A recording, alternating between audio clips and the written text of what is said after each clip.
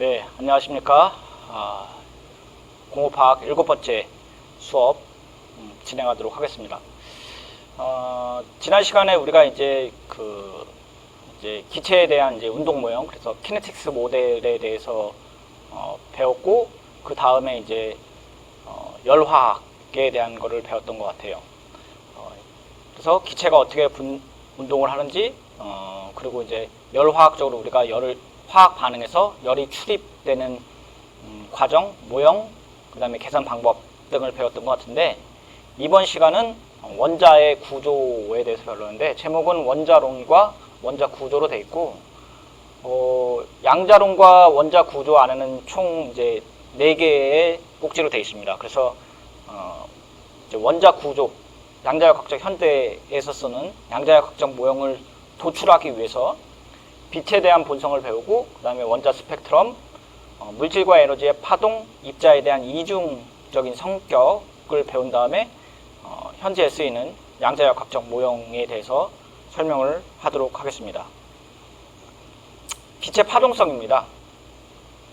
우리가 이제 자연현상에서 보는 가시광선, 그래서 빨주노초 파남보는 전자기 복선의 한 종류입니다. 그래서 전자기 복사의 파동 성질은 이제 우리가 3가지 변수로 설명이 될 수 있어요.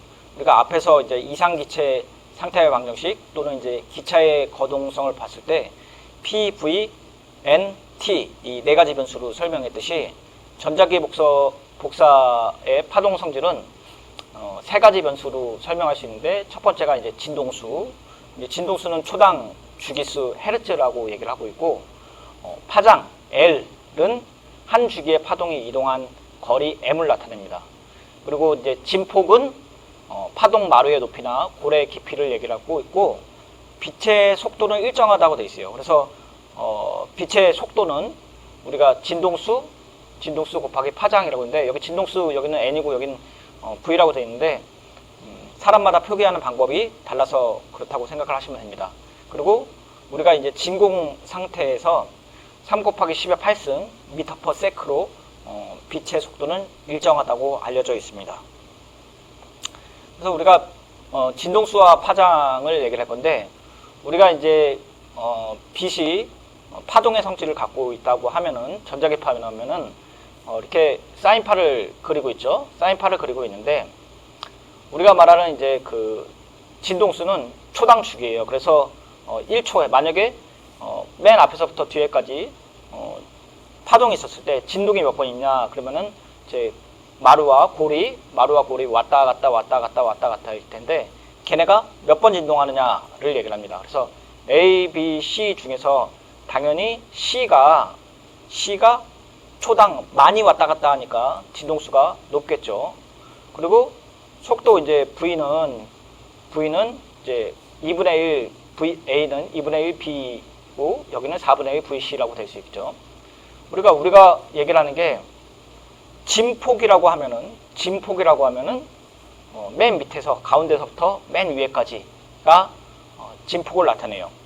그리고 우리가 진폭은 뭐에 관계가 있냐면 빛의 세기와 관계가 있어요. 그래서 우리가 파장이라고 하면은 우리가 밑에서 여기는 골과 고르네요. 위에는 마루와 마루고, 골과 골의 거리를 우리가 파장, 람다라고 얘기를 하고, 그 다음에 1초에 몇 번 왔다 갔다 하냐는 진동수라고 얘기했죠.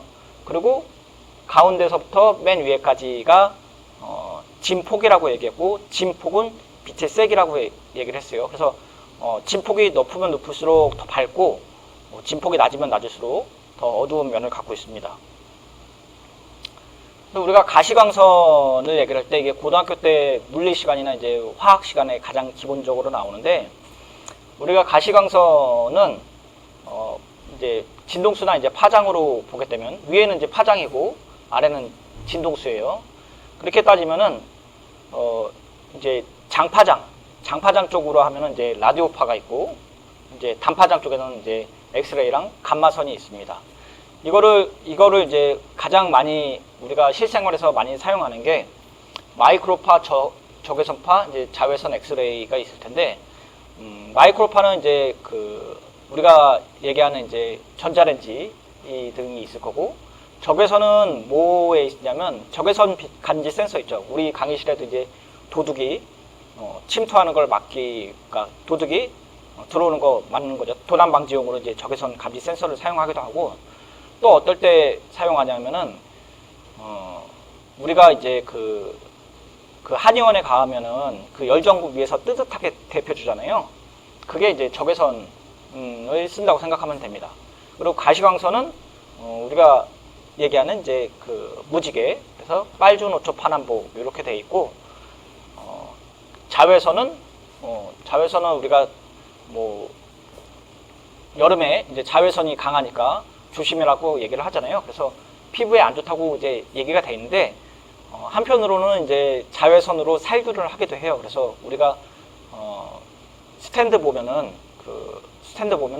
자외선을 사용한 뭐 살균력이 강한 뭐뭐다라고 뭐 이렇게 얘기를 하고 해요. 그 엑스레이는 우리 엑스레이 검색 때 사용을 하죠. 감마선은 지금 딱 떠오르는 게 없네요. 자, 그런데 이 파장을 봤더니 위에는 이제 파장이고 아래는 이제 진동수인데, 우리가 파장이라고 하면 아까 요 앞에서 요 길이를 얘기를 한다 했죠. 그러니까 파장이 크면 클수록 진동이 되는 게 높겠죠. 그리고 파장이 짧으면 짧을수록 진동수는 높아지겠죠. 그래서 빨간 쪽이 파장이 높고, 이제 보라색 쪽이 그 파장이 좀 짧고 대신 진동수가 높겠죠. 그래서 강한 파장, 그래서 빛의 세기가 세다라고 하면은 보통 진동수를 얘기를 해요. 진동수를 얘기를 하고 있고, 우리가 이제 그 장파장도 그러면은 이쪽으로 얘기를 하죠. 화학적인 입장으로 생각을 하게 되면은 우리가 이제 요 앞에가 이제 UV 영역이고, 가시광선이 UV 영역이고, 그 다음에 죄송합니다. 자외선이 이제 UV 영역이고 가시광선이 이제 비지블 영역이라고 그러죠. 그래서 UV 비지블 스펙트로스코피, 뭐 그래서 자외선, 가시광선, 뭐 광학 장치, 뭐 이렇게 해석할 수 있겠네요. 예제를 한번 볼게요. 우리가 이제 배웠던 이제 그 정의를 갖고 파장과 진동수를 한번 상호보장할게요. 어떤 환자가 이제 라디오 방송을 듣고 있대요. 라디오 방송에서 람다, 그래서 파장이 325cm를 들으면서 창밖으로 푸른 하늘을 봤대요. 근데 람다가 이제 473 나노메타이고, 내려보는 동안 이제 치과 위생사가 엑스레이를 찍었대요. 그래서 람다가 1.0 옹스트롱을 사용해서 치아의 방사선 사진을 촬영했다. 그래서 3개가 나온 거죠. 자, 각 근으로부터 나오는 전자기 복사선의 진동수를 구하라 그러세요. 진동수를 구하라 그러고, 이제 빛의 속도는 3 곱하기 10의 8승 미터 퍼 세크를 진행한다고 가정했어요. 그런데 우리가 앞에서 배웠던 이제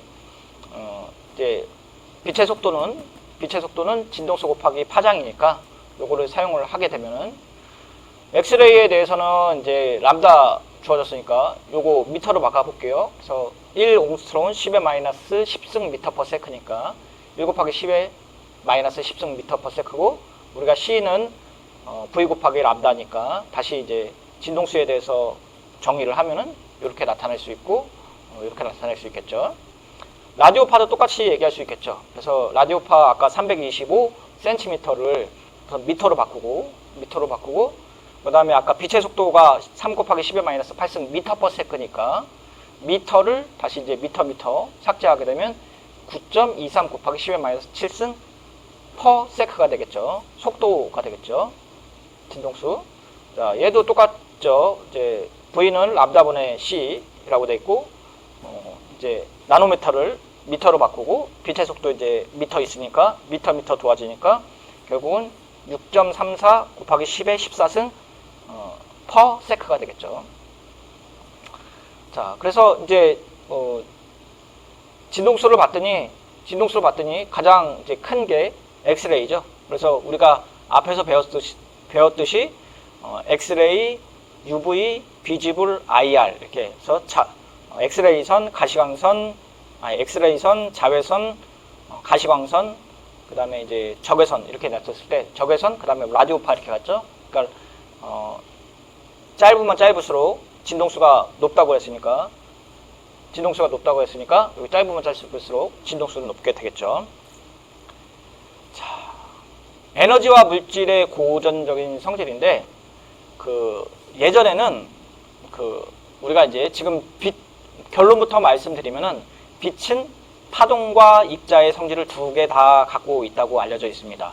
그런데 예전에는 빛이 파동이냐 입자라는 사실이 이제 논란의 여지가 되고 있었어요. 그래서 파동이면은 이런 성질을 갖고 있고 입자는 이런 성질을 갖고 있을 거다라고 이제 알려져 있는 것들이 빛에 대해서 서로 따로따로 나와 있었기 때문에 조금 이제 논란의 여지가 되어 있어요. 그런데 만약에 이제 빛이면은, 그러니까 빛에서 이제 굴절이라고 하면은 파동이 다른 매질에서 다른 매질로 나갈 때 파동의 속력이 바뀌는 성질을 우리가 굴절이라고 얘기해요. 그리고 분사는 입사하는 파동이 조금씩 다른 각도로 굴절하여 나타나는 현상을 나타냅니다. 그래서 파동과 입자, 그러니까 우리가 파동의 성질과 입자의 성질을 갖고 있다고 그러는데, 파동과 입자가 뭐가 다르냐면, 밑에 거부터 볼게요. C와 D를 보게 되면은, 만약에 그러니까 파동이 오면은, 입자라고 하면은, 지금 여기 슬릿이 있고 쭉 오는데, 입자라고 하면 그냥 통과해요. 이렇게. 그냥 일찍 쭉 통과하겠죠? 그러니까 어떤 돌이 입자면 쭉 통하면 구멍을 딱 통과하면 그냥 가겠죠. 그런데, 파동이라고 하면 물결 무늬처럼 쭉 가다가 이렇게 동그라미로 이렇게 원의 형태를 가지고 있죠. 그래서 파동이면은 들어올 때 각도가 변할 거고, 입자면은 각도가 변하지 않겠죠. 그리고 위에 이제 A와 B를 보게 되면은 파동의 성질을 갖고 있으면 공기가 있다가 이제 어떤 매질을 통해 갖고 물로 들어갔다가 하면은 굴절각이 바뀌겠죠. 자, 그런데 입자는 그렇게 되진 않죠. 그냥 이렇게 쭉 떨어지겠죠. 이렇게. 얘는 포물선 때문에 떨어지는 거예요. 곡선은. 자, 그래서 앞에서 이제 얘기를 했을 때에 빛이 파동이냐 입자냐를 막 서로 논의를 했을 때 이게 누가 실험한 거죠? 모르겠네요. 브레그가 설명한 것 같은데, 어떤 과학자가 실험을 했는데, 무슨 실험을 했냐면, 슬릿을 두고 여기다가 빛을 줬어요. 그럼 만약에 빛이 입자의 성질을 갖고 있다면은 이 구멍을 통해 갖고 일직선으로 그냥 지나가겠죠. 그런데 만약에 파동의 성질을 갖고 있다면 얘가 굴절이 일어나겠죠. 그래서 빛을 주고 슬릿을 뚜고 여기다 대고 감광기, 그러니까 빛의 감광기를 봤더니 이렇게 나오다 이거예요. 지금 까만 게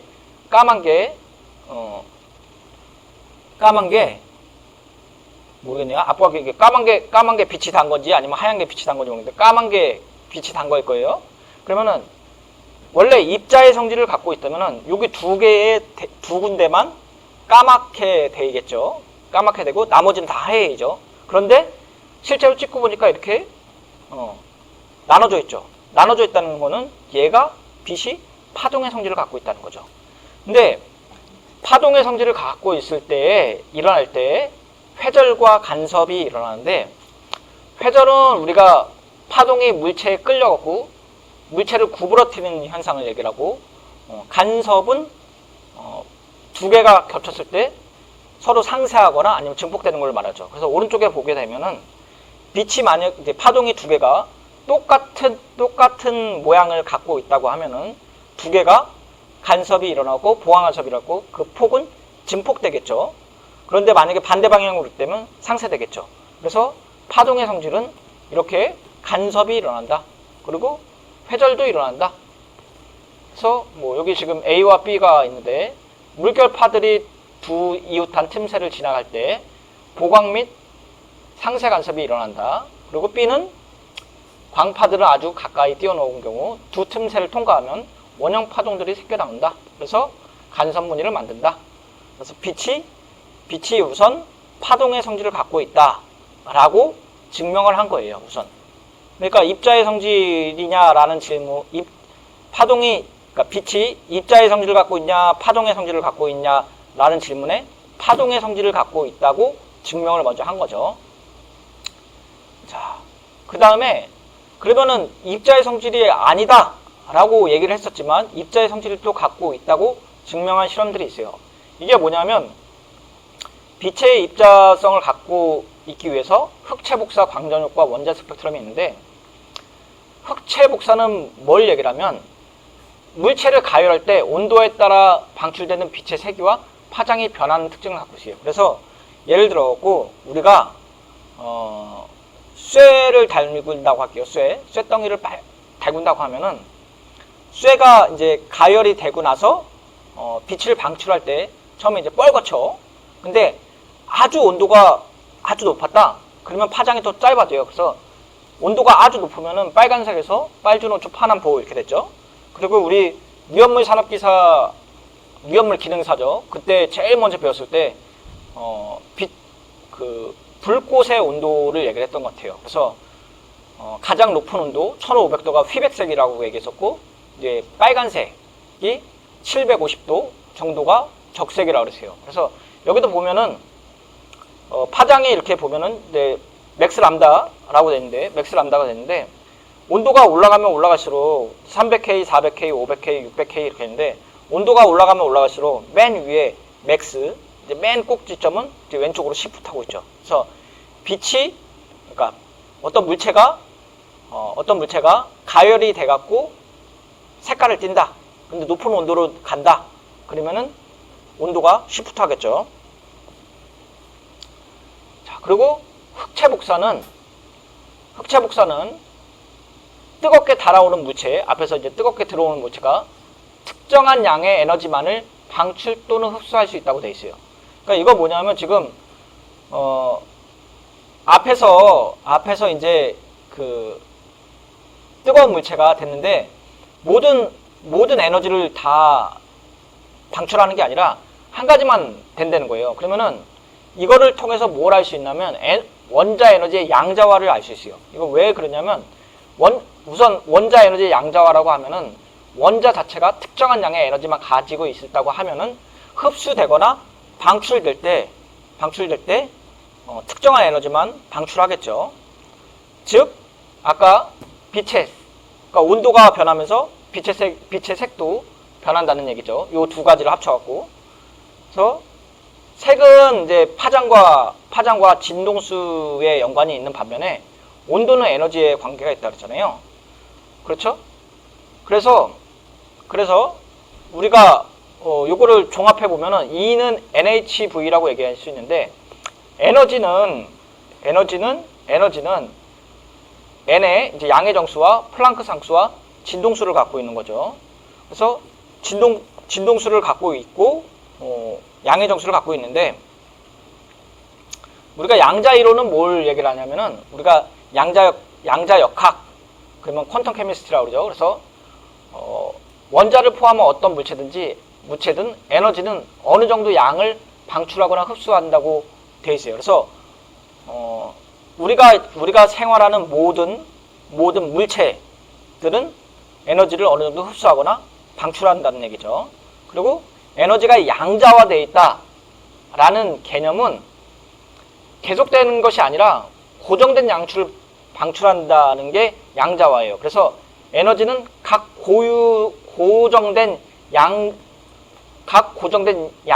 양자라고 일컫는 거예요. 그래서 뒤에가 나오나요? 뒤에 나오네요. 뒤에 나오기 전에 우선 봅시다. 우선 원자는 에너지 하나 이상의 양자를 방출하거나 흡수함으로써 그것이 에너지 상태를 변화시킬 수 있는데, 아까 델타 E는 NHV라고 했는데, N은 이제 정수일 때 된다 그랬어요. 될 수 있다 그랬고, H랑 V는 플랑크 상수와 이제 진동수라고 얘기를 했었죠. 자, 그리고 광전효과 실험을 했는데, 이 광전효과 실험은 뭐냐면 말 그대로 광이라는 건 빛광자를 쓴 거고, 저는 이제 전기를 얘기를 하는 거예요. 그러면 빛에 왔을 때 전기로 되는 거예요. 그러니까 우리가 아주 쉽게 얘기하면은 태양전지를 얘기를 하겠죠. 그래서 우선 건전지 놓고 여기 이제 전류를 측정할 수 있는 애들을 놔뒀다고 칠게요. 그리고 중간에 어떤 금속 방망을 놓고 빛을 쏘였다고 할게요. 그런데 빛을 쏘는데 만약에 빛을 쏴갖고 요 안에 있는 금속 어떤 뭐 일렉트로드 표면이 반응을 해서 전기를 생산했다고 하면은 전기가 이쪽으로 가겠죠. 그러면서 전기가 통하겠죠. 그게 여기 왼쪽 오른쪽 보면은 빛의 색깔을 보면은 여기가 조금 일직선으로 돼 있고 오른쪽 거는 조금 두껍죠. 두껍다는 그림은 뭐냐면 세게 했다는 얘기예요. 세게. 그래서 빛의 빛을 지금 보라색을 줬는데 커런트 지금 암페어가 돌아가지 않아요. 그러니까 얘 보라색은 광전 효과를 일으키자. 빛을 받아서 전기를 일으키는 효과가 없구나 라고 한 거예요. 근데 여기서 드는 가정은 그러면 빛의 세기 때문에 그러냐 라고 해서 또 실험한 거예요. 빛의 세기를 아주 세게 줬을 때도 빛을 받아서 전기로 만들어내는 그런 효과는 없는 거죠. 두 번째 거로. 자, 그 다음에 뭘 했었냐면은 똑같은 실험을 하는데 왼쪽 위에서 한 거 아래에서 한 거 똑같이 한 거예요. 그래서 빛을 주고 전기를 통했는데 안 통해요. 그런데 빛을 파란색을 줬어요. 파란색. 그래서 뭐 한 320나노미터짜리 뭐 레이저로 땅 때렸더니 이때 전기가 통해요. 그러면 위에 두 개 실험과 아래 두 개 실험으로 뭘 알 수 있냐면 빛은 그러니까 어떤 이제 요 일렉트로드는 빛에 반응을 한다 라는 결론을 얻을 수 있고, 두 번째는 앞에 실험에서 빛의 세기에 따라서 이 광전 효과가 일어나는 건 아니다. 단지 빛의 종류에 따라서 광전 효과가 일어난다 라는 거를 결론을 얻을 수 있죠. 그렇죠? 그리고 여기서 만약에 이제 빛의 세기를 세게 때리면 이 암페어가 좀 올라갈 수 있을지언정 빛 자체가 통하냐 안 통하냐라는 질문에는 빛의 파장에 따라 다르다라고 얘기를 할 수 있겠죠. 광전 효과는 어떻게 얘기할 수 있냐면 앞에서 말한 게 일렉트로드가 이렇게 있고 만약에 이제 빛이 왔어요. 빛이 주르르 왔고 일렉트로드에 딱 맞았는데 일렉트로드 딱 맞으면 그러니까 전극에 맞으면 여기서 전자가 튀어나와야 되잖아요. 그래 이제 광전 효과잖아요. 빛에 의해서 전자가 방출되니까. 근데 오른쪽 거는 전자가 방출된 거예요. 그래서 파장이 여기 보면 V와 V0가 있는데 V0는 고유하게 반응을 할 수 있는 진동수라고 생각하시면 돼요. 그래서 왼쪽 보면은 진동수가 조금 낮고 오른쪽은 진동수가 높죠. 이렇게 꼬불꼬불 많이 돼 있잖아요. 진동수가 높은데 어떠한 특정 진동수를 넘어서이지만 문턱 진동수를 넘어이지만 일렉트론이 형성이 된 거죠. 그런데 여기에 이제 키네틱스 에너지는 2분의 1 mv 제곱이 되겠죠. 그러니까 운동 에너지는. 자, 그러면은 앞에서 이제 드는 궁금증이 앞에서 이제 그 빛의 이제 파동 형식을 해서 감광을 해서 우리 슬릿 두고 빛을 통과했을 때 나눠졌잖아요. 요 그림을 통해 갖고 우리가 빛이 파동의 성질을 갖고 있다라고 결정을 했는데 파동의 성질을 갖고 있다고 하면은 얘가 일렉트론이 나올 리가 없죠. 이거는 입자죠. 일렉트론은 입자잖아요. 우리가 앞에서 배웠어. 보어의 원자 모델 보면은 가운데 양성자가 있고 양성자랑 중성자가 있고 주위에 전자가 있다고 그랬어요. 그걸 그람수로 나타냈고 쿨롱으로 나타내는데 전자가 튀어나간다는 얘기는 결국은 얘는 입자의 성질을 갖고 있다는 얘기예요. 그래서 앞에서 얘기했던 빛의 파동성과 빛의 입작성을 두 개를 다 지금 증명을 한 거예요. 얘를 광전 효과를 현대적 관점에서 다시 설계를 하면은 이렇게 그림을 그릴 수 있어요. 그래서 만약에 이제 어떤 이제 그 진공관에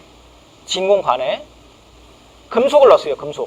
금속을 넣고 밑에는 전지를 놓고 한쪽에는 이제 전류계를 놔뒀어요. 그리고 빛을 때렸는데 빛이 금속판에 맞고 나서 전자가 튀어나오면은 전류가 통할 거고 여기 이제 전류계에 측정이 되겠죠. 앞에 거랑 똑같아요. 단지 여기만 씌워놓은 거예요. 그런데 만약에 이제 빛이 파란색이냐 빨간색이냐 이제 빨주노초 파남보 어떤 게 맞을 거냐라는 얘기는 빛의 색깔에 따라서 진동수가 다르고 파동이 다르니 빨간색을 했을 때는 안 나온다면서요. 근데 파란색은 나온다면서요. 그 얘기는 이 전극 금속파는 어느 정도 진동수가 돼야지만 전자가 나온다는 거잖아요. 그러니까 어떤 단계, 값을 넘어야지 광전 효과가 일어난다는 걸 보니까 문턱 진동수가 존재하겠다 라고 합니다. 그리고 만약에 이제 빛을 받아갖고 표면에 맞고 이제 나왔다고 할게요. 나왔다고 했는데 나왔다고 하면 언제 나오냐? 바로 나와요. 바로. 그래서 시간이랑 상관없이 바로 나온다 라고 해서 우리가 광자론이라고 하고 우리가 이거를 광전 효과라고 얘기합니다. 그래서 아까도 말씀드렸듯이 광은 빛광자고 전기죠. 그래서 빛을 맞아서 빛으로 전기를 생산하는 거. 이거에 대한 것들은 우리가 이제 실생활에서 많이 쓸 수 있죠. 그래서 빛 센서, 태양전지 센서 또는 자동문 이런 것들도 마찬가지죠. 빛에 의해서 하는 거.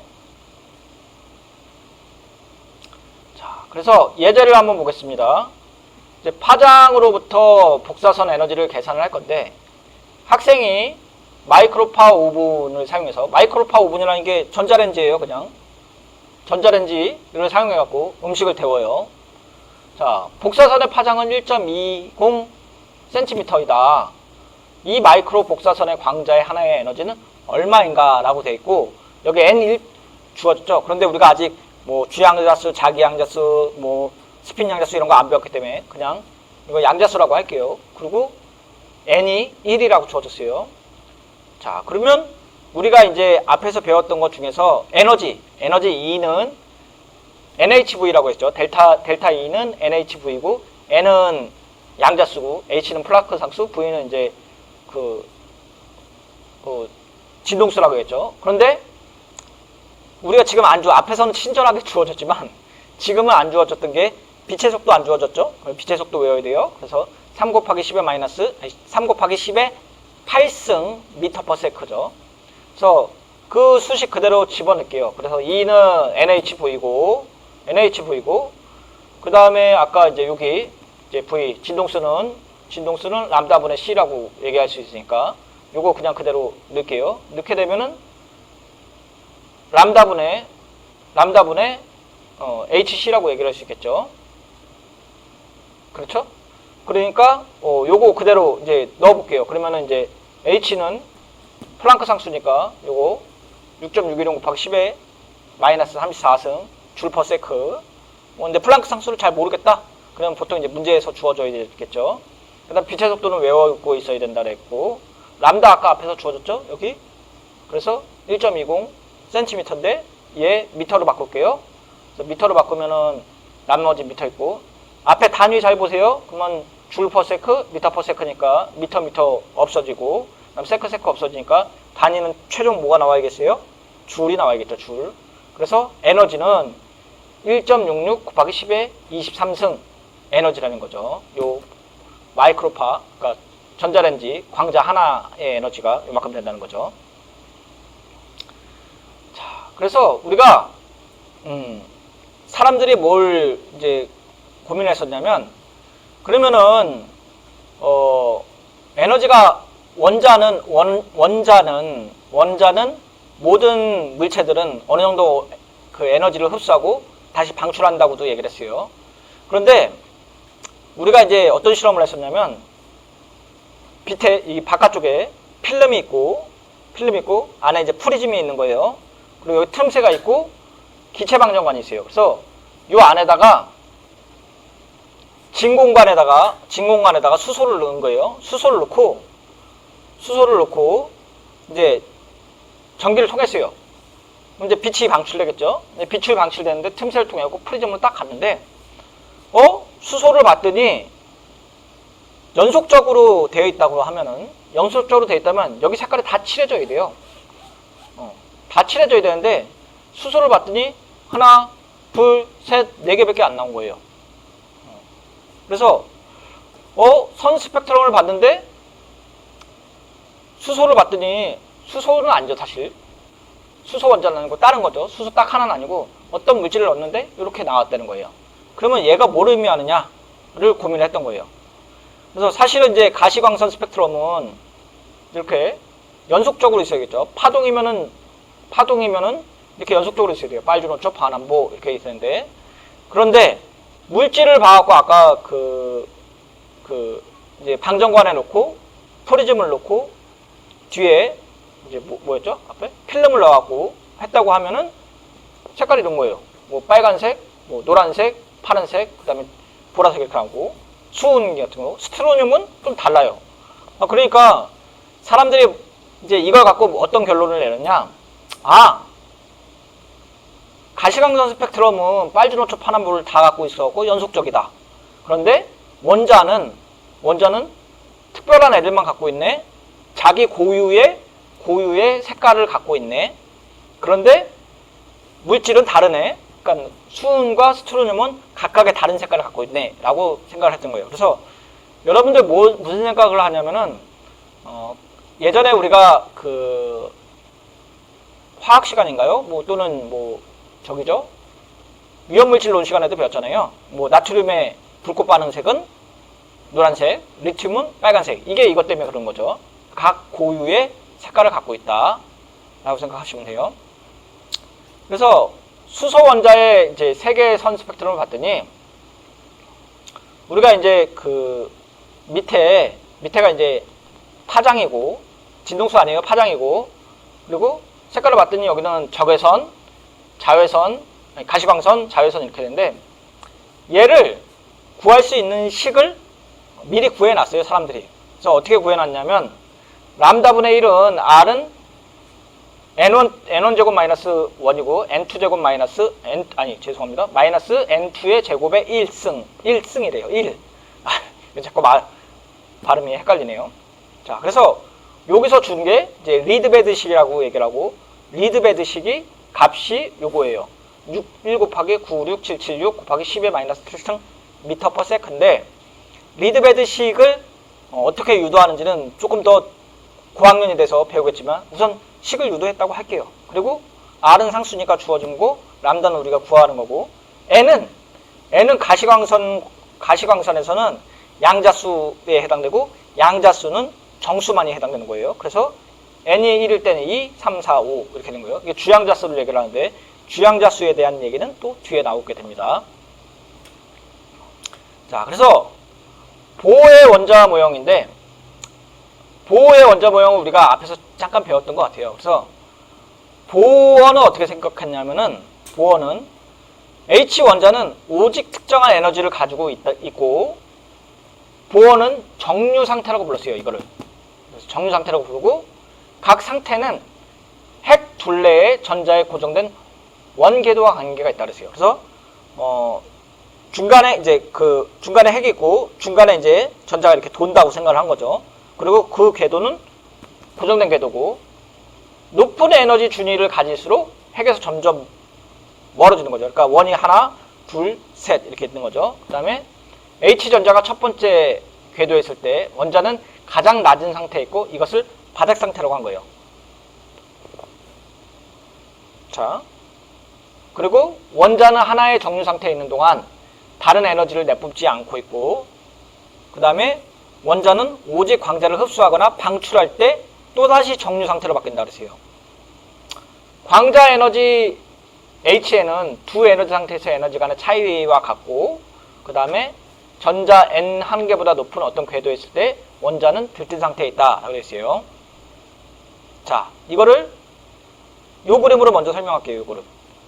지금 얘기했던 걸 이제 다 설명해 볼게요. 그래서 보호의 원자 모델을 어떻게 생각했냐면, 그래서 가운데에 핵이 있고 주위에 전자가 돈다.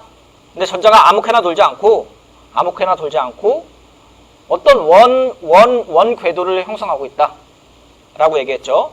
그리고 이 원 궤도가 특정 원 궤도죠. 근데 이 원 궤도가 이렇게 되어 있는 거죠. 계단 형식으로 첫 번째 원 궤도가 있고, 두 번째 원 궤도가 있고, 세 번째 원 궤도가 있고, 네 번째 원 궤도가 있다 그랬어요. 그래서 핵으로부터 멀어지면 멀어질수록 높은 궤도에 있는 거고, 높은 궤도에 있고, 이 궤도 안에서 전자가 돌 때가 정류 상태라고 불렀던 거예요. 그리고 이 정류 상태에 있을 때는 에너지를 내뿜거나 흡수하거나 내뿜하지 않겠죠. 만약에 n이 1인 상태에서 전자가 n2로 가거나 n2에서 뭐 n3 반대로 뭐 n5에서 n1로 가려고 하면은 에너지를 흡수해야 된다고 얘기했죠. 그리고 높은 상태에서 맨 마지막으로 떨어졌다 라고 하면은 이게 가장 안정한 상태로 얘기를 한 거예요. 그래서 앞에 걸로 보게 되면은 여기죠. 그래서 정류 상태라는 거는 앞에서 말씀드렸지만 원을 기점으로 핵이 있고 중간에 전자가 도는데 궤도로 도는 거죠. 궤도가 도는데 그 궤도는 연속적으로 되어 있지 않고 불연속적으로 되어 있는 거죠. 이렇게 불연속적으로 되어 있는 거예요. 그래서 이 불연속적으로 되어 있는 거를 우리가 양자계단이라고 얘기하고 그 안에 궤도에 묶여 있는 거를 우리가 정류 상태라고 얘기했고 그 다음에 높은 데로 가면 갈수록 원자 핵으로부터 멀어지는 거고 만약에 위에 있는 게 아래로 떨어지면 에너지를 방출해야겠죠. 그리고 바닥 상태로 가야 되겠죠. 만약에 흡수하려면 이제 올라가겠죠. 그러니까 지금 앞에서 얘기한 얘네들을 요 그림으로 설명한 거예요. 자, 근데 실제로 실험을 해보면 어떻게 되어 있냐면 설명을 하면은 얘네가 이 그림을 잘 보시면은 궤도가 있는데 궤도가 아주 먼 데서 N1까지 떨어졌어요. 그러니까 6에서도 1로 떨어지고 5에서도 1로 떨어지고 4에서도 1로 떨어지고 3에서도 1로 떨어졌어요. 이럴 때는 궤도에 상관없이 자외선 계열의 빛을 내보낸다고 생각한 거예요. 이렇게 자외선 계열의 빛을 내보낸다는 거죠. 그리고 1번 말고 그러니까 바닥 상태로 떨어질 때까지는 무조건 자외선 계열을 나타내는 거고 자외선 계열보다 한 단계 높은 N2까지 떨어질 때는 좀 다르다. 그래서 6번에서 2번까지 떨어질 때는 자외선인데 5번에서 2번까지 떨어질 때는 파란색, 4번에서 2번으로 떨어질 때는 녹색, 그 다음에 3번에서 2번으로 떨어질 때 빨간색으로 한 거예요. 그리고 이제 3번까지 떨어진다? 그러면 다 빨간색이라는 거죠.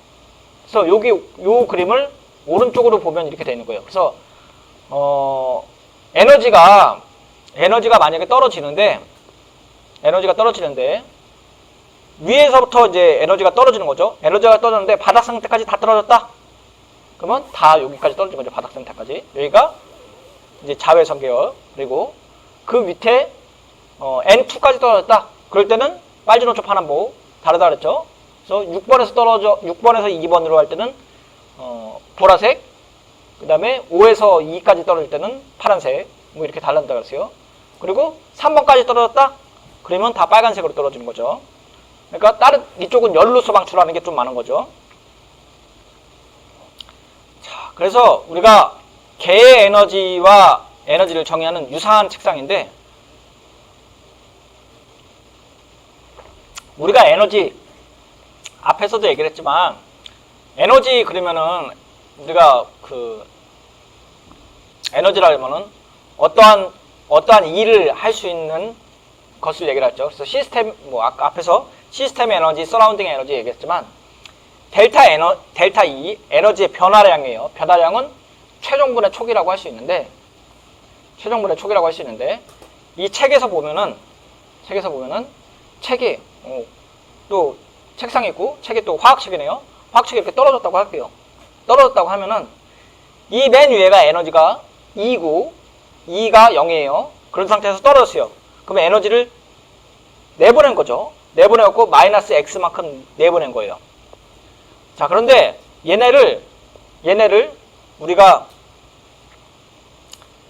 보의 원자론에 의해서 입각해서 설명을 하면은 위에는 에너지 궤도에 있는 거고 여기는 마지막에 궤도에 있는 거예요.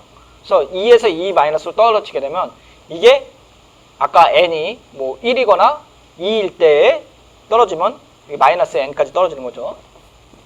자, 얘를 델타 E를 계산한 식이 요거예요. 그래서 마이너스 2.18 곱하기 10의 마이너스 8등 줄의 최종 n 최종의 제곱의 마이너스 1승분의 1승 마이너스 n 제곱의 초기 그러니까 초기 n 제곱의 2의 1승 이렇게 된다는 거죠. 자, 그래서 요거를 갖고 우리가 그 예제를 한번 풀어보겠습니다. 전자전이에 대한 그 에너지의 변화량과 람다를 계산하려고 했어요. 파장을 계산하려고 되는 거죠. 수소 원자가 자외선을 그리며 흡수하여 그림 7-3이래요. 10이래요. 요거네요. 요거 보시면서 하세요. 자, 전자기사가 N4에서 N4 에너지 준위로 들어간다. 흡수했다는 거네요. 그쵸? 자외선을 흡수했다니까. 그래서 이 에너지의 변화와 광자의 파장, 이제 나노메탈을 구하라고 됐어요.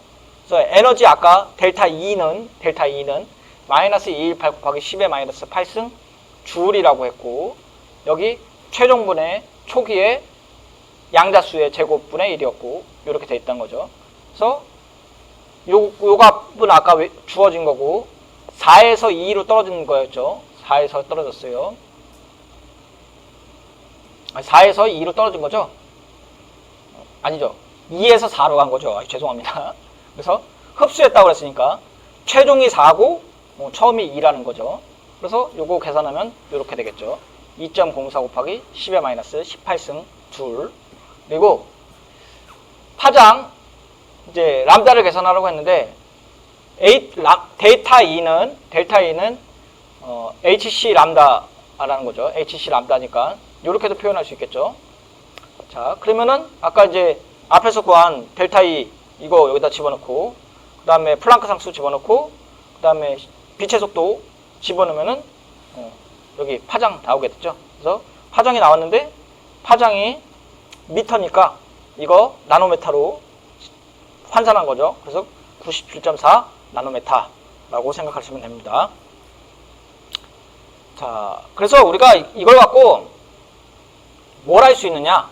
뭘 할 수 있는데, 그래서 열심히 배웠는데 뭘 할 수 있느냐라면, 화학이나 이제 생물 쪽에서는 이거에 대한 농도를 계산할 수 있어요. 그래서 어떤 물질은 고유한 애들만 빛을 흡수하거나 방출한다면서요. 그러면은 예를 들어 갖고 여기 뭐 나뭇잎 안에 클로로필 A라는 애들이 있다고 할게요. 근데 나뭇잎 클로로필에 흡수하는 파장은 663 나노메타라고 할게요. 663 나노메타라고 할 거고, 다른 책에서는 포도주라고도 얘기하는데, 예를 들어 갖고 내가 이거를 포도주라고 바꿀게요. 여러분들이 그 나중에 학교에 오게 되면 포도주 실험을 할 수도 있으니까. 이거 어떻게 하냐면 내가 포도주 일정 농도를 갖고 농도를 갖고 여기 1몰, 2몰, 3몰, 4몰, 5몰, 6몰 이렇게 갖고 찍었다고 해볼게요. 클로로필도 마찬가지고. 그러면은 여기에 있는 흡수되는 빛의 양이 농도에 따라서 바뀔 거 아니에요. 그래서 1몰, 2몰, 3몰, 4몰, 5몰, 6몰 이렇게 갖고 1차선 그래프를 이렇게 그렸다고 해놓고, 내가 그려놓고, 어떤 사람이 와갖고, 자, 클로로필 또는 포도주의 농도를 한번 계산해 주세요. 라고 하면, 이 그래프 놓고, 흡광도 찍으면은, 중간에 이쯤 될 거 아니에요. 그러면은, Y는 AX 플러스 B의 1차선 그래프에 요거 넣으면은 요게 농도를 알 수 있겠죠. 이렇게 구하는 거예요. 그래서 이거를 우리가 UV 비집을 스펙트라스코피라고도 얘기했죠. 자, 그러면은 우리가 이거 되게 유명한 식이죠. 갑자기 물질과 파동의 입자의 이중설에서 아인슈타인이 얘기했던 거죠. 그래서 물질과 에너지는 독립체의 다른 형식이라고 되어 있어요. 그러면 여기서 E는 MC 스퀘어인데 E는 MC 스퀘어인데 그러면은 이거 갖고 어떻게 하라는 거냐 라는 거예요. 근데 이 수식만 볼게요. 수식만 E는 에너지고 M은 질량이잖아요. C는 빛의 속도고요. 그러면은 M은 질량인데 질량이 에너지에 비례한 거죠. 그래서 질량이 크면 클수록 많으면 크면 클수록 에너지는 증가하는 거고 빛의 속도는 뭐 값이 정해져 있으니까 바뀌는 거죠. 그런데 에너지는 파동의 성질이라고 얘기도 할 수 있겠죠. 그쵸? 에너지는 파동의 성질이니까. 그래서 물질이 에너지로 바뀔 수 있고 파동의 성질을 갖고 있다라는 걸 보이는 거죠. 그래서 물질이 입자와 파동의 성질을 다 갖고 있다고 얘기를 할 수 있는 거고, 전자는 파동과 같은 움직임을 갖고 있고 고정된 궤도에서 한정되어 있다면 특정한 진동수와 에너지만 가질 수 있다 해서 우리가 양자화라고 불렀었죠. 양자 계단. 그리고 물질이 파동으로 움직이는 것처럼 행동하고 어떤 입자에 대한 드브로이드 파장, 그래서 드브로이 상수로 보면 람다는 질량 곱하기 속도, 그 다음에 위에 이제 플랑크 상수, 그러니까 플랑크 상수 나누기 퍼 mu 이렇게 표시할 수 있겠죠. 그래서 우리가 이제 그 기타를 보게 되면은 우리가 뭐 좋은 기타는 되게 뭐 비싸다고 얘기를 하죠. 그런데 기타가 이렇게 있고 구멍 뚫려 있고 기타 선이 이렇게 있다고 할게요. 선이 있다고 했는데 우리가 기타 줄을 보고 위에서부터 뚱뚱뚱뚱뚱 하면 소리가 달라지겠죠. 근데 소리가 달라진다는 얘기는 파장이랑 진동수가 다르다는 얘기잖아요. 그래서 우리가 소리가 누구죠? 무슨 오페라 가수인가요? 그래서 소리 부르면은 그 진동수가 많아갖고 유리잔 깨트리는 옛날에 그런 선전을 보는 것 같아요. 진동수가 높다는 얘기는 에너지가 강하다는 얘기죠. 자, 기타 줄을 밑으로 내리면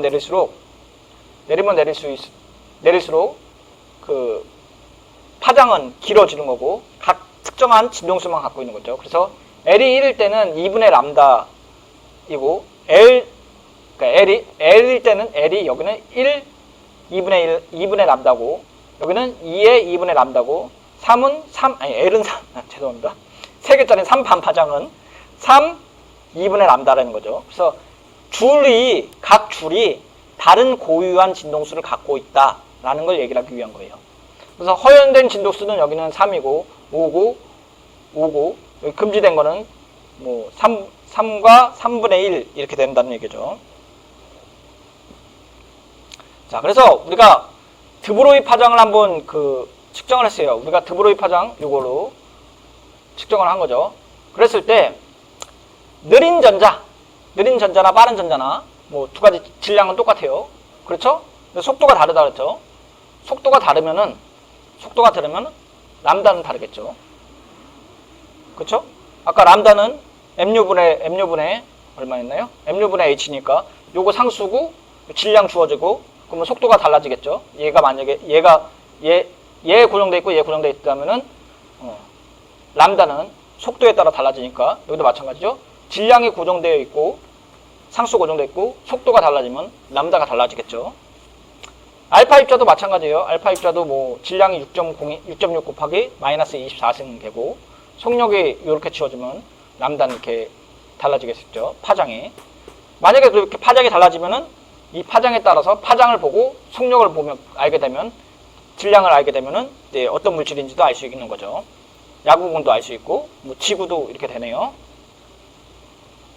그래서 예제 문제가 있어요. 예제 문제. 자, 한번 풀어보겠습니다. 전자의 드브로이 파장을 계산을 해보여라 라고 됐고 1.0 곱하기 10의 6승 미터 퍼 세크 있고 전자의 질량은 이렇게 돼요. 그리고 여기는 그걸 주어졌네요. 뭐 플랑크 상수 주어졌네요. 자, 그리고 전자의 드브로이 파장을 구하라. 그리고 람다는 mU분의 h고, 그쵸? 근데 m은 질량이니까 이렇게 주어진 거고. 자, 그 다음에 속력 주어졌어요. 그리고 상수 h 주어졌으니까 그냥 계산하면 되죠. 이건 되게 쉬운 거죠. 드브로이 파장 이렇게 구할 수 있습니다. 자, 자, 그러면 드브로이 파장 있고 뭐 어떡하란 말인가? 라고 하면은 드브로이 파장을 갖고 물질의 특성을 알 수 있어요. 물질의 특성과 결정 구조를 알 수 있어요. 예를 들어서 알루미늄 호일을 갖고 그 엑스레이 화조가 이제 전자 회전을 했다고 할게요. 그래서 우리는 E는 MC 스퀘어의 뭐 P시고 람다분의 HC니까 이 람다는 요렇게 표시할 수 있겠죠. 그런데 중요한 점은 뭐냐? 그러면 우리가 알루미늄이랑 구리랑 뭐 마그네슘이랑 이런 물질들이 있고 얘를 엑스레이로 회전을 시켜갖고 찍었을 때 이런 그림을 나타냈을 때 이 그림을 보고 아 얘는 무슨 물질이구나 라는 거 알 수 있어요. 금속 물질일 경우에는 알 수 있는 거죠. 특히 결정을 갖고 있으면 이렇게 알 수 있는 거죠. 자, 그래서 우리가 그 빛이 입자냐 파동이냐를 설명을 할 때 이게 지금 최종 정리된 거예요. 그래서 고전 이론에서는 앞에서는 빛이 입자인지 물자인지 입자의 성질을 갖고 있는지 파동의 성질을 갖고 있는지 잘 모르겠다 라고 했어요. 그런데 만약에 빛이 물질이라고 하면은 입자의 성질을 갖고 있어야 되고 질량의 성질을 갖고 있어야 돼요. 그리고 빛이 파동이다 라고 하면은 에너지적 성질을 갖고 있어야 되고 연속적이래야 돼요. 따로따로 있는 거죠. 그래서 파동의 성질을 갖고 있으면은, 파동의 성질을 갖고 있으면 에너지 성질이고 연속적인 성질을 갖고 있어야 되는데, 고전 이론에서 보면은 물질은 입자의 성질을 갖고 있고, 질량의 성질을 갖고 있고, 불연속적으로 돼 있어야겠죠. 그래서 제일 먼저 한 게, 우리가, 이 설명이랑은 좀 다르겠네요. 자, 앞에서 뭘 먼저 배웠었냐면, 광전효과 배웠었죠. 광전효과 배웠고, 우리가 물질은 불연속적인 입자이기 때문에, 처음에 이제 빛을 때려갖고 전자가 튀어나왔다 그랬죠. 그다음에 보호의 원자론에서 앞에서 이제 기체 강전관 놓고 슬릿 놓고 뒤에 강전관 나왔을 때 프리즘을 놨을 때 분리되는 거 봤죠. 그러니까 연속적이지 않는다. 연속적이지 않다. 그다음 광자가 튀어나왔다. 그다음에 흑체 복사에서 열을 줬을 때 특별한 에너지만 나오니까 얘는 입자의 성질이다. 그리고 아마도 에너지도 불연속적이고 입자일 거다 라고 생각한 거죠. 그래서 물질 자체가 이제 불연속적이고 입자이기 때문에 에너지도 불연속적일 거라고 생각을 했던 거예요. 그런데 다음에 뭘 했냐면 에너지는 파동과 같으므로 아마도 물질도 파동을 갖다는 성질을 냅니다. 그 이유는 뭐냐면 드브로이파에서 우리가 금속 결정에 대한 회절 실험을 했었잖아요. 결국은 모든 물질은 파동을 선행을 하고 원자의 에너지는 파동의 운동을 성질갖기 때문에 양자화되어 있다라고 얘기했어요. 그리고 마지막으로 이제 나온 게 뭐냐면 물질의 질량이 있고 여기도 에너지도 질량이 있을 거다. 에너지가 질량이 있냐 없냐? 그러면 에너지도 질량이 있을 거다. 왜 그러냐? 아인슈타인이나 드브로이가 물질과 에너지는 동등하다 라고 했죠. 아까 E는 MC 스퀘어라고 했으니까 물질과 에너지는 동등하다 라고 했고, 입자는 파동의 성질이 있고 광자는 운동량이 있다고 했죠. 결국은 이 두 개를 관찰을 한 게 광자 파장은 전자와 충돌한 뒤 증가를 하니까 운동량이 감소하는 거잖아요. 그래서 현재 이것들을 다 종합을 해서 현재는 어떻게 돼 있냐? 양자로는 에너지와 물질은 동일하다. 그리고 입자의 성질과 질량의 성질과 파동의 성질을 다 갖고 있다라고 결론을 내렸습니다. 그래서 이게 지금 일반화학을 배우는 게 뭐 빛이 입자의 성질을 갖고 있냐, 파동의 성질을 갖고 있느냐 라고 했을 때 두 개 다 갖고 있다. 이유는 뭐다라는 것도 중요하지만 지금 이렇게 논리적으로 어떤 가설을 설명을 하고 그다음 증명하고 이런 것도 굉장히 중요한 겁니다. 자, 다음에 나오는 게 이제 하이젠베르그의 불확실성 원리인데, 하이젠베르그의 불확실성 원리는 뭐냐면은, 입자가 아주 빠르다고 할게요.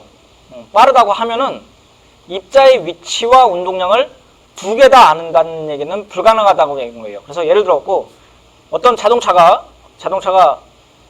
슝 지나가고 있는데 속도가 낮으면, 쟤는 저기 있어!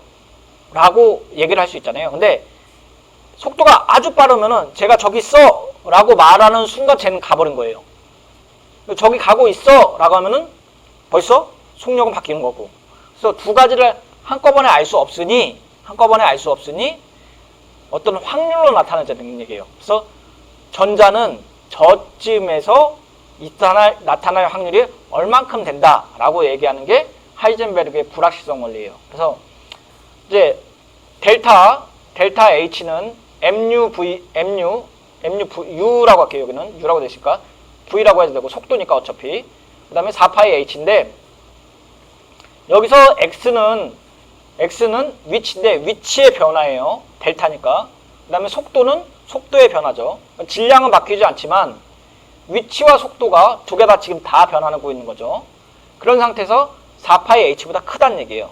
그런데 스피드를 만약에 정확히 얘를 정확히 알려고 하면은 얘는 정확히 못 안다는 거예요. 그래서 두 가지를 한꺼번에 알기는 좀 어렵다는 얘기예요. 여기는. 그 얘기가 하이젠베르그의 불확실성 원리고, 요거는 현대물리론 시간에 가면은 조금 더 정확하게 깊게 배울 수 있을 거라고 생각합니다. 자, 그래서 원자의 물질파는 핵 가까이에 공간을 차지하고 있으며 계속해서 그 공간에 영향을 받고, 그렇죠?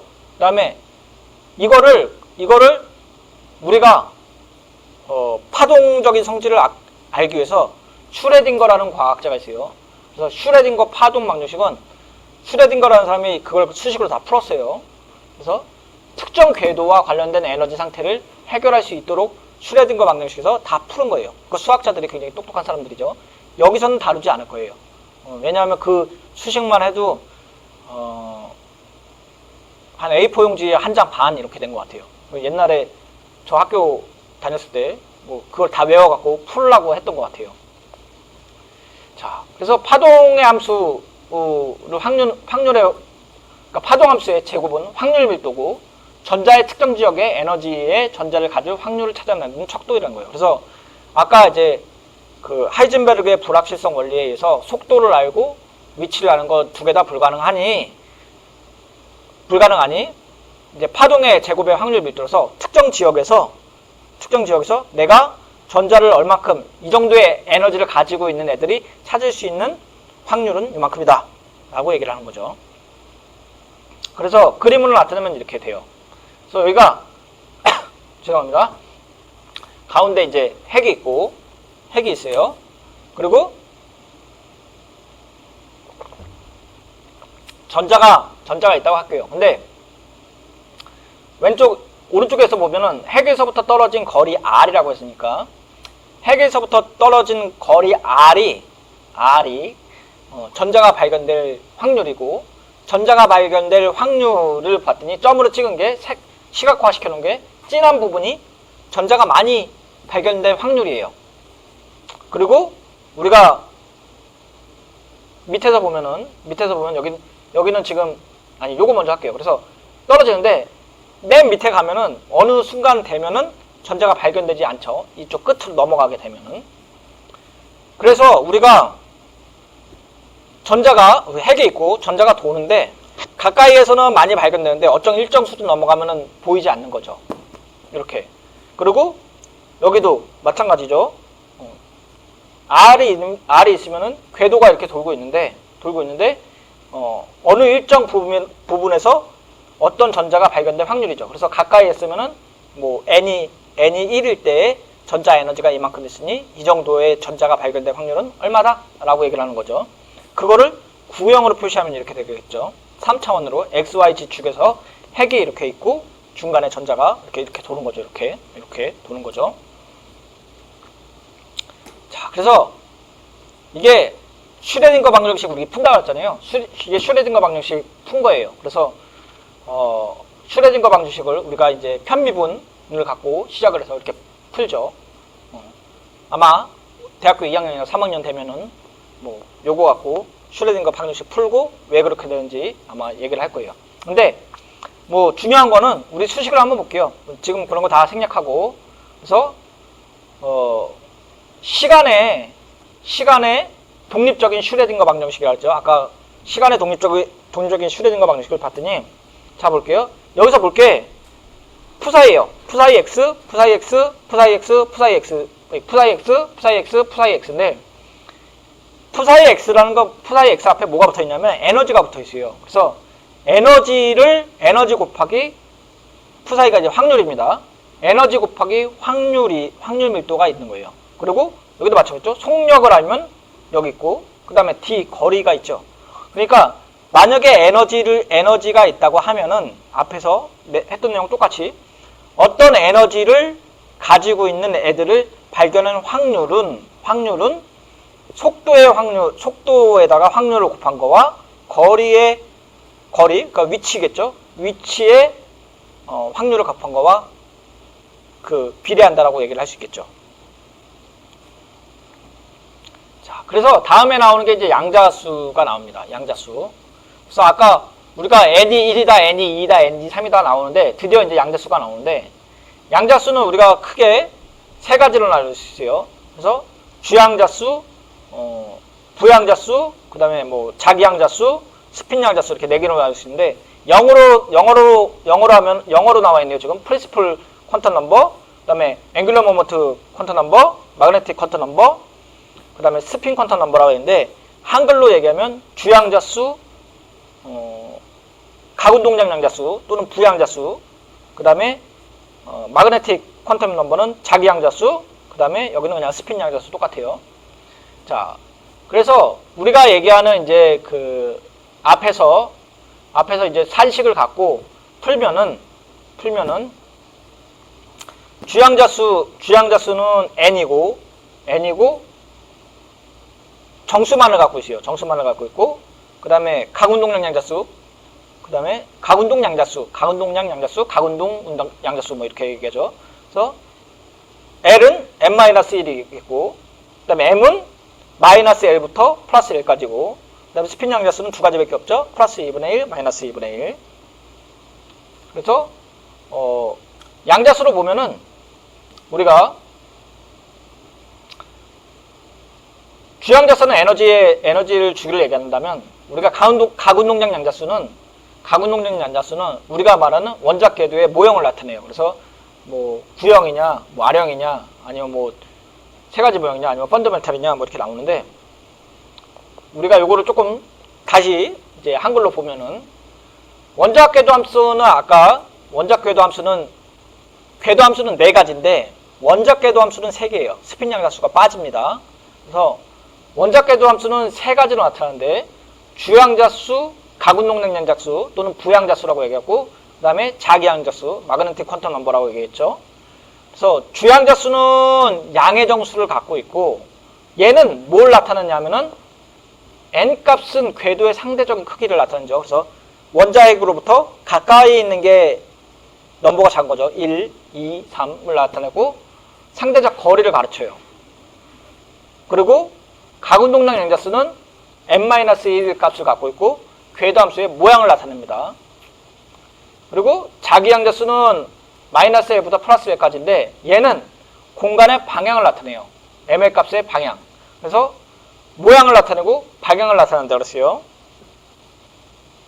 그래서 이거를 도표로 나타낸 게 이거예요. 그래서 주양자수는 아까 양의 값을 갖고 있다 그랬으니까 1, 2, 3으로 돼 있고, 그래서 뭐 1, 2, 3으로 돼 있고, 그쵸? 그러니까 원의 아까 원 전자핵으로부터 주위에 떨어진 거리를 나타낸다 그랬으니까. 그리고 가운동량 양자수 또는 부양자수는 n-1까지 간다 그랬죠. 0부터. 그래서 1은 n-1이니까 0 하나밖에 없는 거고, 주양자수가 2일 때는 n-1이니까 0, 1까지 있는 거죠. 0부터 시작한다 그랬으니까. 그 다음에 자기양자수는 3개 갖고 있죠. 0, 1, 2. 그래서 그래서 n-1이니까 0, 1, 2로 되고, 다음에 자기양자수는 마이너스 L부터 L까지 있다고 그랬는데, 가군동력량 양자수가 만약에 주양자수가 1이면은 가군동력 양자수도 0이니까 자기양자수도 당연히 없겠죠. 빵이겠죠, 빵. 근데 2면은 어떻게 돼요? 0, 0이지만 1일 때는 마이너스 1, 0, 1이 되겠죠. 마이너스 1부터 플러스 1까지니까. 여기도 마찬가지죠. 그래서 자기양자수만 보겠다면은, 자기양자수만 되겠다면, 주양자수가 1일 때 0이고, 여기는 1개를 갖고 있을 때 자기양자수는 3개를 갖고 있죠. 그 다음에 2개일 때는 5개를 갖고 있죠. 자, 이거에 대해서 이제 한번 계산을 해봅시다. 예제로. 주양자수가 3이에요. 그 다음에 가군동력 양자수가 L이고 자기양자수가 ML일 때 어떤 값들을 갖는가? 라고 계산을 하라고 되어 있습니다. 그래서 N이 3이고 허락된 값이 L 값이 0, 1, 2, 3이에요. 이거 한번 풀어보고 계세요. 에어컨 잠깐 조절하고 오겠습니다.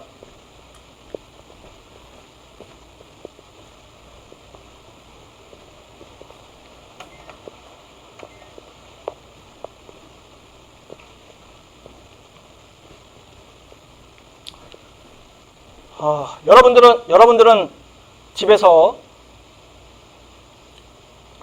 수업을 이제 들으실 수도 있는데, 저는 이제 강의실에서 하기 때문에 에어컨이 너무 세면은 목이 쉬어요. 그래서 물을 계속 마시고 있고 에어컨도 좀 조절을 해야 됩니다.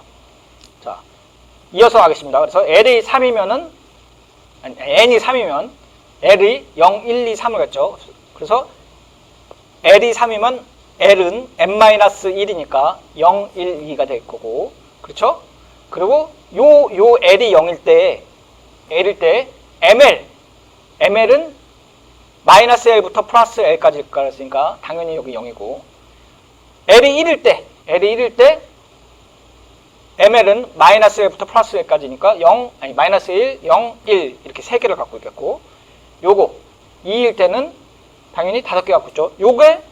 지금 요거 얘기한 거죠. 요거 3을 지금 예제로 낸 거예요. 주양자수가 3일 때 가군동력 양자수 얘기하라 그랬고, 그 다음에 자기양자수 얘기하라는 얘기였죠. 요걸 그냥 말로 설명한 거고, 그래서 궤도함수는 몇 개예요? 궤도함수는 9개죠. 2, 4, 5개, 3개, 1개. 그래서 궤도함수는 9개가 있는 거죠. 예제 2번 보겠습니다. 주어진 양자수 n과 l을 갖고 각 부준위에 대한 이름, 자기양자수, 그리고 궤도함수의 수를 제시하라라고 되어 있어요. 그래서 우리가 보면 이제 L이 3이니까 주양자수가 3이죠, 3. 그 다음에 L은 주어졌어요. 원래 n-1이면은 0, 1, 2가 있을 텐데, 그냥 아예 2로 주어진 거예요. 자, 그러면은 부준위는 얼마냐? 부준위는 얼마예요? 그러면은 3이 지금 주양자수고 두 번째니까 지금 0, 1, 2잖아요. 0, 1, 2. 근데 아까 앞에서 SPD, 아까 지금 뒤에 또 나옵니다. SPD니까 3D라고 얘기할 수 있고, 가능한 M의 값은 마이너스 1, 0, 플러스 1, 2 값인데, 궤도함수의 수는 5개입니다. 그래서 요거 5개. 근데 지금 부준위의 이름이 무엇인지 지금 아직 자세하게는 안 나온 거예요.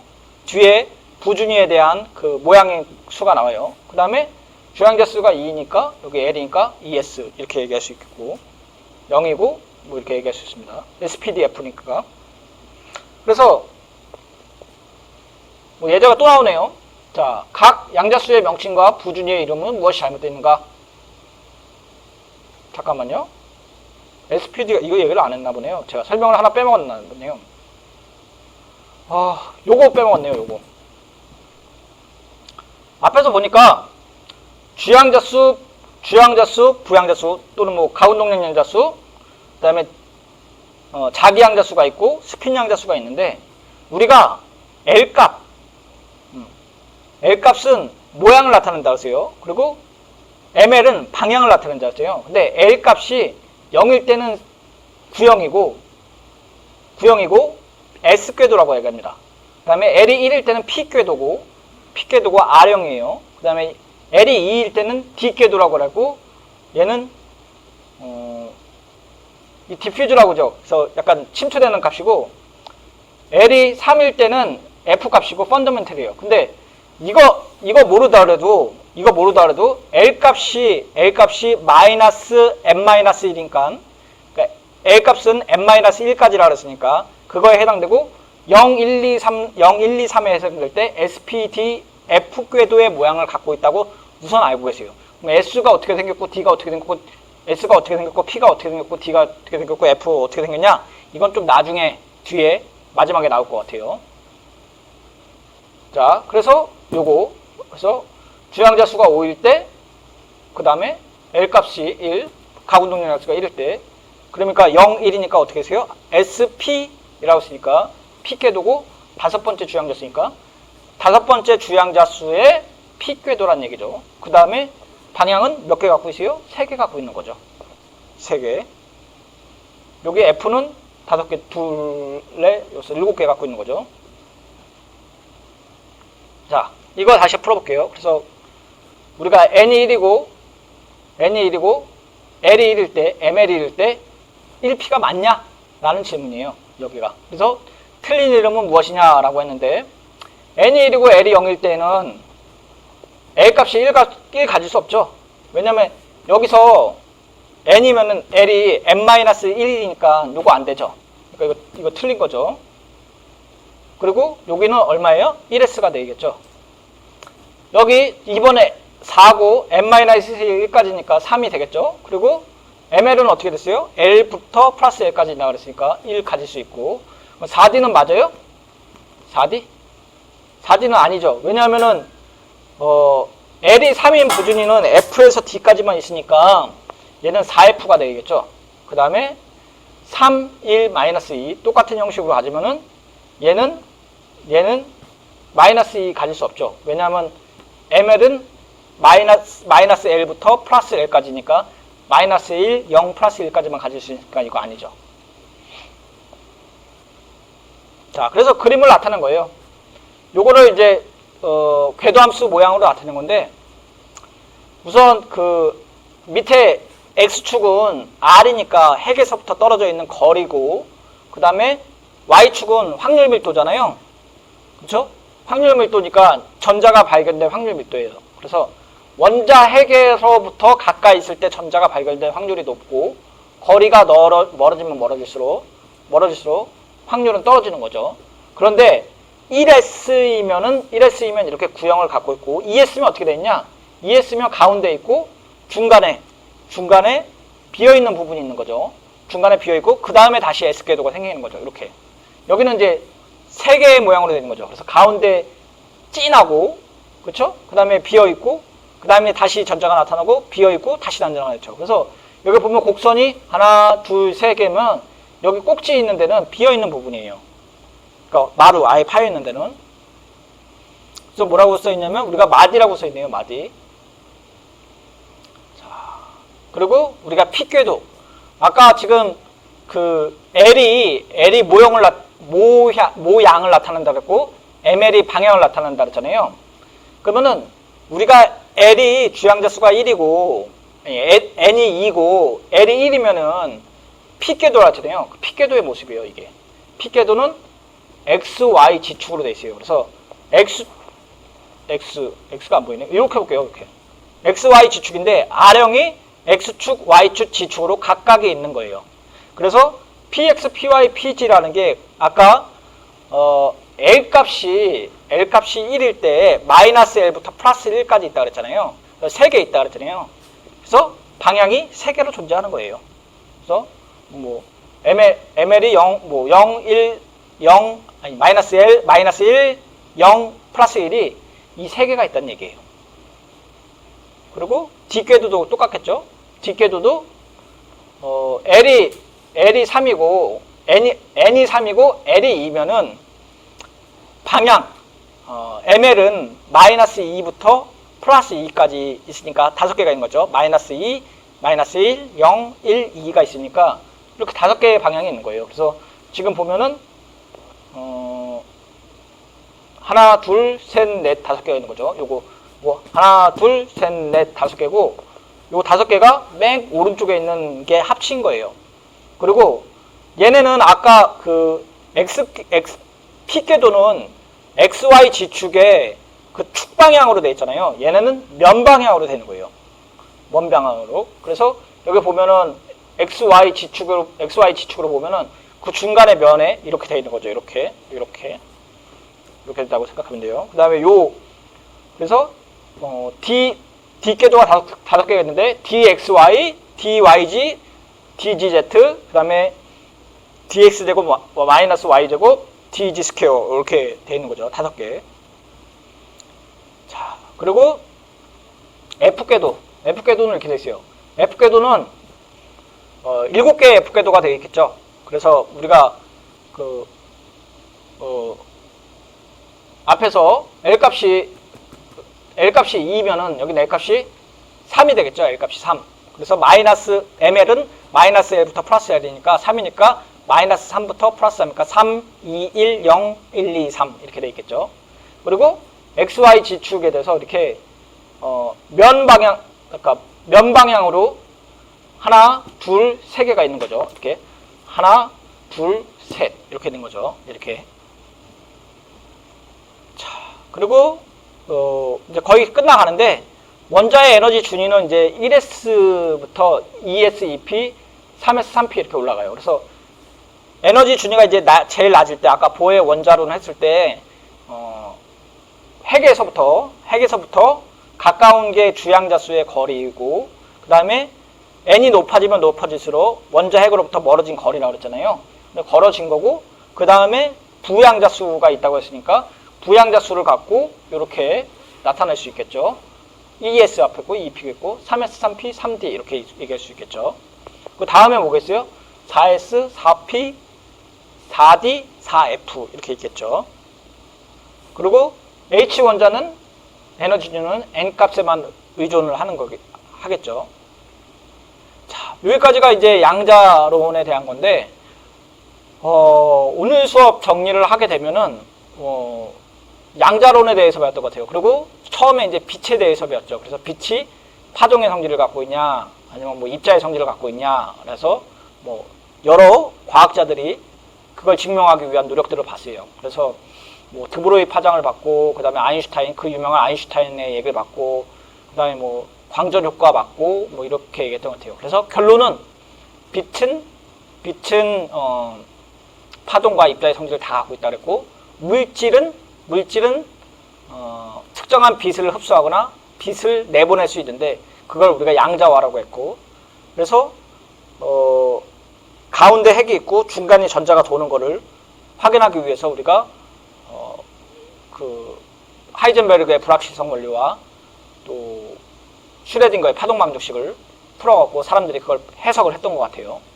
그리고 그거를 위해서 주양자수와 부양자수, 자기양자수로 확인을 했고, 그거에 따른 값들, 그래서 L이 1이냐, 뭐 L은 N, 주형자수는 정수값을만 갖는다 그랬고, L, 가구동력 양자수는 모양을 나타낸다 그랬고, 마이너스 N, 그러니까 N-1까지의 값을 갖는다 그랬고, 그 다음에 자기양자수는 방향을 갖는다 그랬죠. 그래서 마이너스 1부터 플러스 1까지 있었고, 스핀 양자수는 오늘 나오진 않았지만 전자의 방향을 나타낸다 그랬어요.